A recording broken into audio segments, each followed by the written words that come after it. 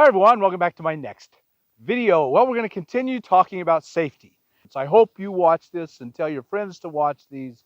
I really think they're important and I hope they help you. Okay, so today I want to give you 10 tips to staying safe. Almost all of them are just really practical, simple tips you may have heard about before, but man, I want to just reinforce that any one of these tips can just save your life or save the life of one of your friends, or it's just really worth it to consider these. Some of the most effective tips are the most difficult, and I know a lot of you will just not be able to do them, but I hope you will at least consider them. Okay, tip number one is to get a dog. All the reading I did, all the research I did, every criminal that was interviewed or sought out said, if you asked, what would keep you from attacking a person? Or why would you reject a person? And almost always they said, if they had a dog. Predators want surprise. They don't want any risk. And so a dog, if you can find a way to add a dog to your life, you are just going to be so much safer. That notches your level of safety way up. Number two, and again, this is going to be difficult for a lot of you, take a self-defense course. Now, there are a lot of women's self-defense courses that are oriented towards women and particularly sexual assault, but they are so valuable to you. I hope you will at least think about taking a self-defense course. But I'm not just talking to the women out there. I'm talking to the men. You know, I grew up and I think I got in actually one fight in junior high school. I don't think I got into any fights in high school. You watch all the movies and they're fighting all the time. That wasn't my experience, but it seemed like it was always a risk that I could get in a fight and go to school and get in a fight. But I never actually did. So, most of us men have no real experience unless you've been in the service or you have martial arts training or something. Most of us have no idea how to fight or how to defend ourselves. Now, the problem with us nomads is, you know, I look around and I don't see a self-defense course around me. Where am I going to go? Well, you may have to save some money till you can take the course and go into a town and maybe rent a motel and be there for the course. Uh, I really am strongly encouraging you to do whatever it takes to take a self-defense course. More than anything else, it will give you self-confidence. And what have we been talking about so far? We're talking about a criminal is looking for an easy target. So number two is take a self-defense course. And I know how hard it's going to be, but it's just so important. You will be so much safer. You will feel safer. So number three is also somewhat difficult, and that's travel in a group. I mean, there's just safety in numbers. I don't have to probably explain that to you or prove that to you. If you're out here with one or two or three other friends, you're going to be safer than if you are out here alone. It's just that simple. And I'm aware of all the problems with that. You know, I'm an introvert and I don't want to travel with friends, although right now I'm camped with a bunch of friends. A lot of the times I'm not. But if you can, and this is going to be a difficult one, but if you can, you will be much safer if you will travel with a group. Hi everyone, this is Future Bob. I'm editing this video and it occurred to me that I left out something very important. When you camp with other people, having a way to communicate with them is very, very important. Say something happens in the middle of the night and it scares you, or you got someone at your door and you want to be able to communicate with them without having to go outside. So a walkie-talkie, just a cheap kids walkie-talkie. This is a great example. This is $22 on Amazon. Fantastic reviews, and it works really well. I have friends that use these. When they caravan together, they use them to talk to each other. Maybe you don't have cell service. Maybe this is the only way you can talk to each other. Having a cheap set of walkie-talkies can be a big, big thing. I'll leave a link down in the description. Bob, there's somebody outside your rig. I'll be right there. I got to run, folks. Talk to you later. Okay, tip number four, basic common sense thing. You're going to all think, well, that's just so obvious, Bob. Don't flaunt valuables. If you have something that's worth money, worth stealing, don't have it out. Now, if we carry that to its pretty logical conclusion, we would also say avoid a really new, expensive looking rig. And I know a lot of you want to get newer rigs, can afford it, and want to get them. But again, it's just the intuition of the bad guy, of the predator, of the criminal says, here's money. He has got a $150,000 rig. I bet there's something in there worth stealing. I'm not telling you what to do. I'm telling you this is something to consider. All of these things are things that I hope you'll consider, and maybe they'll make your life safer, and maybe they won't. Maybe having an older, even a 5-year-old rig, you'll break down in the middle of nowhere, and that will lead you to an unsafe situation. At any rate, don't leave things out that look valuable, that attract attention to you, make you an attractive target. The whole point here is to be a hard target, one that the bad guy looks at you and says, that's not worth it. Even if you are going to get the newest, best rig you can, which does make sense, and I do promote that, that's a very good idea, don't keep it clean. If it kind of looks old, if it gets a dent in it, leave the dent in it. Are you trying to impress people with the wonderful things you have? Well, maybe that's not a good idea because you might be impressing a bad guy. You might be impressing a predator. Next, I'm going to suggest something that you may not have thought of before, and that is to create camouflage. Well, how am I going to do that, Bob? You want me to put a net around my rig? No, I have some specific ideas, and actually I got some of these over the years from people's experiences and from books I've read. So one of the things you can do really simply is if you're in a car, van, SUV, something smaller, is to get a tent and to have the tent, when you get to set up camp, set up the tent, you spend your time in the car or the minivan or the van or SUV, whatever. And this is someone I know this actually happened to them. Some bad guy came, and while she was in her car, some guys walked over to her tent and were examining it. And of course, all the red lights went off, went flashing, red alert, and she jumped in the front seat, turned the key, and drove away. So they're attracted to the tent, automatically think someone's in the tent. I think it was at dusk, so it wasn't quite dark, but it was getting dark, so these people thought they could approach. If you set up a tent and you're in the vehicle, I think you're going to be a little bit safer. Another thing to consider for camouflage is 2 chairs. If you're a solo person, you're alone, you set out 2 chairs, right away the bad guy who's scoping you out, he's using his intuition. Is this person worth the effort? Well, first, if you've done what I've said and you're out in the middle of nowhere in a county that has 2 violent crimes a year, there are no criminals out there. But just in case you're in the bad luck, you're in the wrong place, the wrong time, we're taking these actions on top of that. So the bad guy comes along and he sees your camp and you've got 2 chairs out. Well, you're not a single person anymore. There's 2 of you.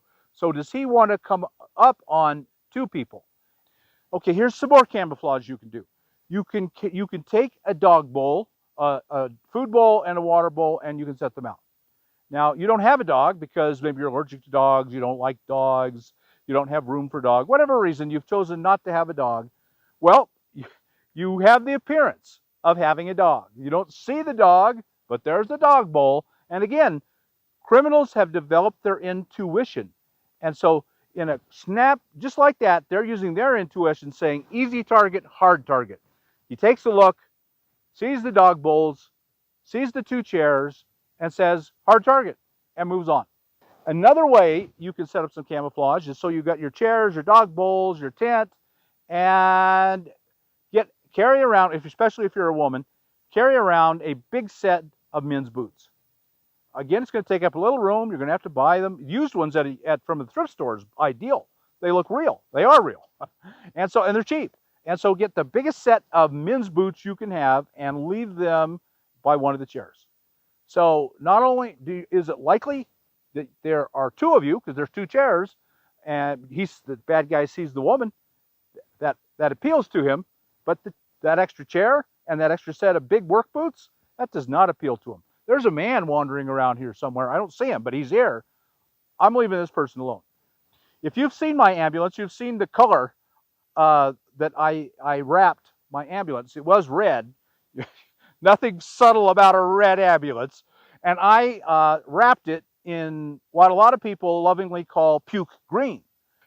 But my goodness, you can't see it in the woods. That thing disappears. It doesn't disappear. You can still see it. But man, if you've ever been a distance away and looked at a white van or a white RV from a distance on a hill or through the trees, you can't hide anything white out in the desert.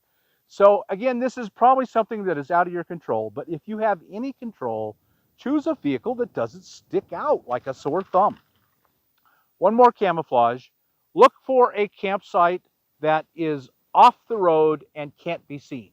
I mean, if the bad guy drives by and doesn't know you're over there, you're safer, right? I mean, it just makes sense. But there are some issues with that, and we'll come back to those in the next tip. Okay, so camouflage can really help you and keep you safer. The next tip is have an escape route planned. Now that goes back to if you find a campsite and there's only one way in and out of this campsite and the bad guy can park and see you and he can park and you can't get out, then you've lost a lot of safety because you can't get away. Your only way out is to on foot. So look for a camp, and again, you can't, a lot of times you just cannot do this. This is impossible. So try to find a campsite where it's a circle and you can either back out or drive out. Bad guys aren't going to wander around the forest or the desert driving up and down every road. They can't, they're not going to do that. They're just not going to do that. And so the further you are back, the safer you're going to be. However, now you've created new risks. Most of the time, he can block your way out by parking there. So that's something to be very, very aware of. Second, if it rains really hard, you could be mudded in there and not coming out. That's a very distinct possibility. Always, when you drive in, think about, I'm going to camp back here. Think about, if we get torrential rain, am I going to be able to get out? And then think about this, and this has happened to me a number of times. If there's just one narrow road and in your woods, a tree falls, you're stuck there. You can't get out again. So if all possible, what you're always looking for is a way, a second way out. One more thing. Forest fires have become an enormous issue. When you go camp somewhere, be aware of drive and a way to drive in and out if there's a forest fire. These are all just things to be aware of. Don't let them rule your life. I can't go camp there because there's only one way out, but be aware of it. Number 7 is, fortunately, is a cheap and easy one. Have outside lights. And going along with that, and this is something, if you live in a house, this is something you'll be told too.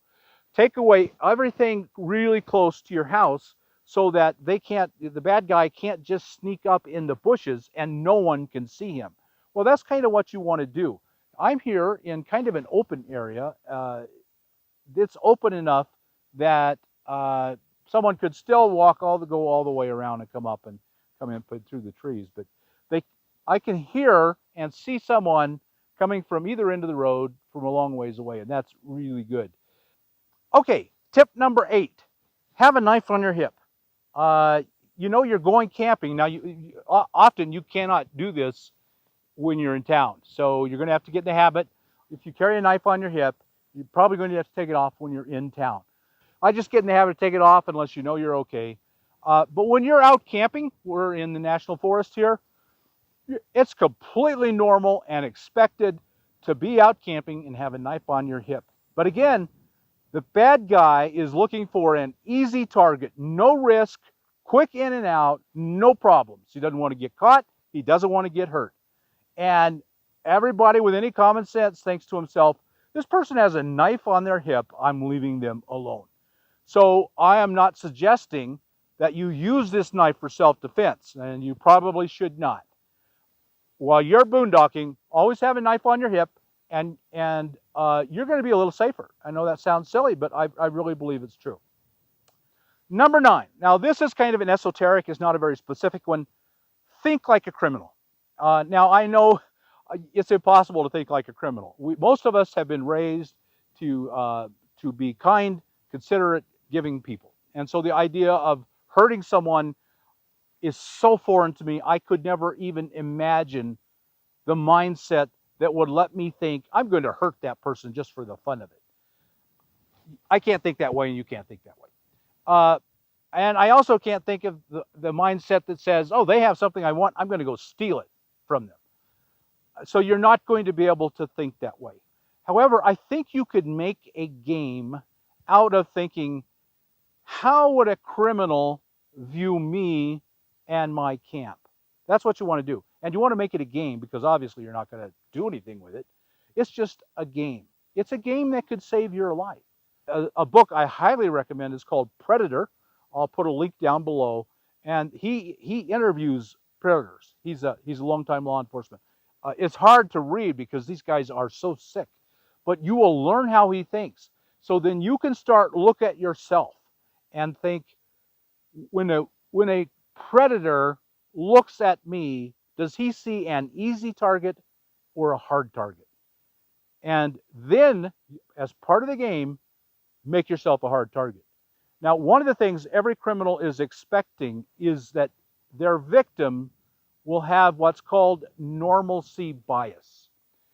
We get so used to the world being the same every day, day after day, week after week, month after month, year after year, decade after decade, that we think it will always be this way. Nothing in my life will ever change. Just be aware that you have the normalcy bias. You have the expectation your life will always be the same. There will never be anything different. And if something different happens, you will freeze. Your brain will scream, this does not compute. And so by thinking like the criminal and knowing he's counting on that for you to freeze, if you can then prepare to react instead of freezing. And that should be part of your training. And that's why it's so important that you go to take a self-defense class. So we've covered a lot of ground. I've talked a long time. Number 10, have tools for self-defense. Now, I can't cover those because I've talked for a long time, and they are very specific. I have a lot of videos coming out, some that have already come out, on tools for self-defense. And I consider everything we've done up to now a groundwork so that you can overcome the normalcy bias, that deer in the headlights, and you can have a tool with you. And so we're going to talk about tools. It can be as simple as a whistle. You can pull this whistle out. You pull that, you do that, and now you have got him thinking, what's going on? No one's ever done that before. So you've reacted. You're not the victim. And he sees you. You're not a victim. I'm not sure I'm going to want anything to do with this guy. I'm out of here. If you'll do something as simple as that. So I have a video coming out just on noisemakers because I think they're really, really important. I have videos coming out on that you can, or have already come out. By the time you've seen this, they may have already come out. On bear spray and bear gel. Which one's better? Do either of them work? I have videos coming out on stun guns. Stun guns are a great thing. Pepper ball guns, real guns. All kinds of videos about tools. That's why you're taking a self-defense class. Hopefully, you can expand that one self-defense class to different tools that you can use for a cane. There's actually no better tool than you can have. I'm older. It's completely. If you saw me with a cane, you wouldn't think a thing of it. And yet, a cane is probably one of the very best self-defense tools you can ever own. I mean, you get a good solid cane, and it is a stout weapon. So I've talked a lot. I hope something here will help you. Any one of these will make you safer. Some are easy, some are very hard. The more of them that you will use, the better off you'll be. Okay, let me know down in the comments below, would any of these work for you? Let me know which one you think you can apply to your own life, and how will you do it. And once you've done it, come back and tell me you've done it. And then tell the other members of the audience, the other people who are commenting, how it's working for you. Does it make you feel better? Does it make you feel safer? So if you got anything out of this video, like us on YouTube, subscribe to the channel, hit that thumbs up button, and we'll talk to you later.